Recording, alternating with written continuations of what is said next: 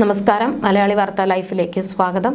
2026 ജനുവരി 31 ശനിയാഴ്ച ഇന്നത്തെ നിങ്ങളുടെ രാശിഫലം അറിയാം. തയ്യാറാക്കിയത് ജയറാണി EV. മേടം രാശി അശ്വതി ഭരണി കാർത്തിക ആദ്യകാൽ ഭാഗം. ദാമ്പത്യ ജീവിതത്തിൽ സന്തോഷവും ഐക്യവും വർദ്ധിക്കുന്ന മികച്ച ദിവസമാണിത്. വാഹനഭാഗ്യം ലഭിക്കാനും പുണ്യതീർത്ഥ സ്ഥലങ്ങൾ സന്ദർശിക്കാനും അവസരമുണ്ടാകും. ശത്രുദോഷങ്ങൾ മാറുകയും സമൂഹത്തിൽ കീർത്തി ലഭിക്കുകയും ചെയ്യും.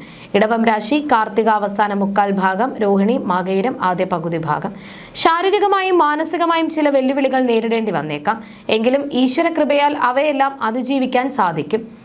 ആരോഗ്യകാര്യത്തിൽ പ്രത്യേക ശ്രദ്ധ വേണം. പ്രത്യേകിച്ച് ഉദരസംബന്ധമായ അസ്വസ്ഥതകൾ വരാതെ നോക്കണം.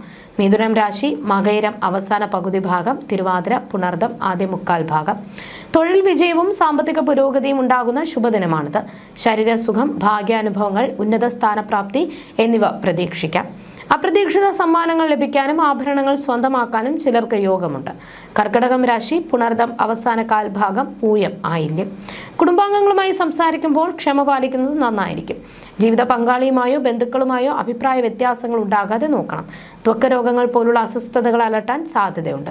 ചിങ്ങം രാശി മകം പൂരം ഉത്രം ആദ്യ കാൽഭാഗം. ഉന്നത സ്ഥാനമാനങ്ങൾ ലഭിക്കാനും പ്രവർത്തനങ്ങളിൽ വിജയം കൈവരിക്കാനും സാധിക്കും. സമൂഹത്തിൽ മാന്യതയും പ്രശസ്തിയും വർദ്ധിക്കും. മനസ്സന്തോഷം, ധനനേട്ടം, കുടുംബസുഖം എന്നിവ ലഭിക്കുന്ന അനുകൂലമായ ദിവസമാണിത്. കന്നിരാശി ഉത്രം അവസാന മുക്കാൽ ഭാഗം, അത്തം ചിത്തിര ആദ്യ പകുതി ഭാഗം. ശത്രുക്കൾ പരാജയപ്പെടുകയും നിയമപരമായ തർക്കങ്ങളിൽ വിജയം ലഭിക്കുകയും ചെയ്യും. സർക്കാരിൽ നിന്ന് അനുഭവങ്ങൾ പ്രതീക്ഷിക്കാം. കുടുംബത്തിൽ മംഗളകർമ്മങ്ങൾ നടക്കാനും നല്ല ഭക്ഷണവും സ്ത്രീ സുഖവും ലഭിക്കാനും സാഹചര്യം ഉണ്ടാകും. തുലാം രാശി ചിത്തിര അവസാന പകുതി ഭാഗം, ചോതി വിശാഖം ആദ്യ മുക്കാൽ ഭാഗം. കുടുംബാംഗങ്ങളുമായി അഭിപ്രായ വ്യത്യാസങ്ങൾ ഉണ്ടാകാതെ ശ്രദ്ധിക്കണം. സാമ്പത്തിക നഷ്ടത്തിനോ തൊഴിൽപരമായ തടസ്സങ്ങൾക്കോ സാധ്യതയുണ്ട്. മംഗളകർമ്മങ്ങൾക്ക് തടസ്സമോ അപമാനമോ നേരിടാൻ ഇടയുള്ളതിനാൽ ഓരോ ചുവടും ശ്രദ്ധിച്ചു വെക്കുക. വൃശ്ചികം രാശി വിശാഖം അവസാന കാൽഭാഗം, അനിഴം തൃക്കേട്ട. മറ്റുള്ളവരുടെ സഹായം തേടേണ്ടി വരുന്ന സാഹചര്യം ഉണ്ടാകാം.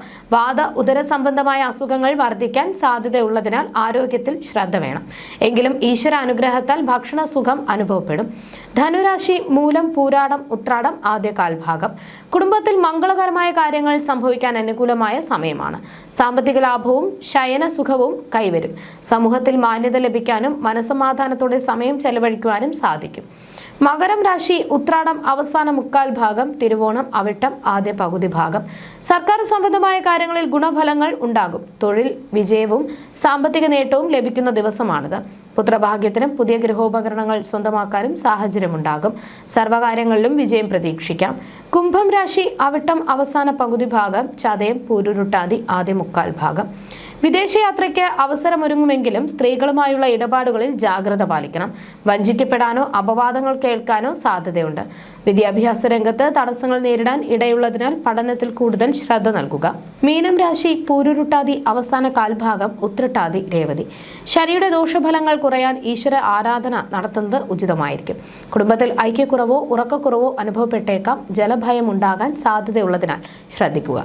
ഉദരസംബന്ധമായ അസുഖങ്ങൾ അലട്ടാൻ ഇടയുണ്ട്. ജ്യോതിഷ സംബന്ധമായ നിങ്ങളുടെ സംശയങ്ങൾക്കും പരിഹാരങ്ങൾക്കും ജയറാണി EV. 9746812212.